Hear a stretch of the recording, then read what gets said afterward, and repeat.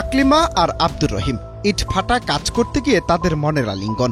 মধুর মিলনে যখন প্রেম গভীর, তখন সহানুভূতির চাদরে দুজন করলেন বিয়ে।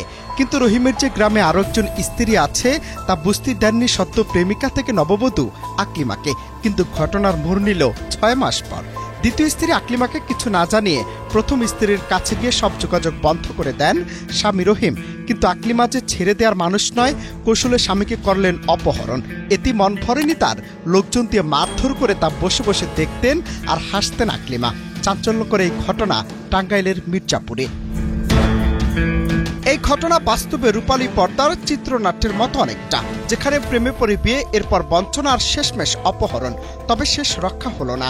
নিজের স্বামীকে কৌশলে ডেকে এনে চাঁদা দাবির অভিযোগে পুলিশের হাতে ধরা পড়েছেন স্ত্রী সহ ৬ জন। সূত্র বলছে, ইট ফাটা বন্ধ হয়ে যাওয়ার পর রহিম নিজ বাড়িতে চলে যান, যেখানে ছিল তার আগের সংসার ও প্রথম স্ত্রী। এরপর আকলিমার সঙ্গে যোগাযোগ প্রায় বন্ধই হয়ে যায়। এরপর এতে ঘটে বিপত্তি।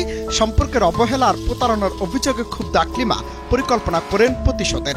অপহরণের পর এক বাড়িতে আটকে রেখে তার পরিবারের কাছে ফোন করে দাবি করা হয় ৪ লাখ টাকা। এরপর অপহরণকারীদের হাত থেকে রহিমকে মুক্ত করতে তার স্বজনরা ফোন করেন জাতীয় জরুরি সেবা 999-এ। পুলিশ তথ্য প্রযুক্তির সহায়তায় অভিযান চালিয়ে রহিমকে উদ্ধার করে এবং ৬ জনকে গ্রেফতার করে। তবে চক্রের মূল পরিকল্পনাকারী রাকিব হোসেন রানা এবং তার এক সহযোগী তখনই পালিয়ে যেতে সক্ষম হন। অভিযুক্তদের শনিবার দুপুরে আদালতে পাঠানো হয়েছে বলে জানিয়েছে পুলিশ।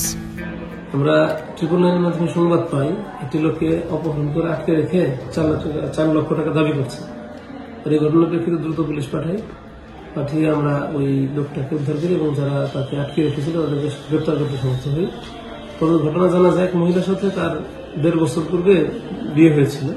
৬-৭ মাস তার সাথে কোনো যোগাযোগ নেই। সে তখন নিজ এলাকার কিছু ছেলেদেরকে নিয়ে প্ল্যান করে তাকে ডেকে এনে আটকে রাখে তার কাছে টাকা আদায় করার জন্য। পরবর্তীতে আমরা তাদেরকে গ্রেপ্তার করতে সমর্থ হই এবং আইনে মামলার রুজু করি, তাদেরকে বিজ্ঞ আদালতে প্রেরণ করা হয়েছে। তবে এই ঘটনা রহিমের ভূমিকাও প্রশ্নবিদ্ধ। স্থানীয়রা বলছেন, তিনি আকলিমাকে বিয়ে করলেও আগের স্ত্রী ও সংসারের বিষয়টি গোপন রেখেছিলেন। প্রতারিত হয়ে প্রতিশোধ নিয়েছেন আকলিমা, এমনটাই দাবি অনেকের। এখন প্রশ্ন হলো, প্রতারণার প্রতিশোধ কেমন নির্মম হতে পারে, নাকি ভালোবাসার গল্পের পেছনে আরো লুকিয়ে আছে অজানা কোনো অধ্যায়? অনন্ত হাসান মাসুদ, বাংলা টিভি।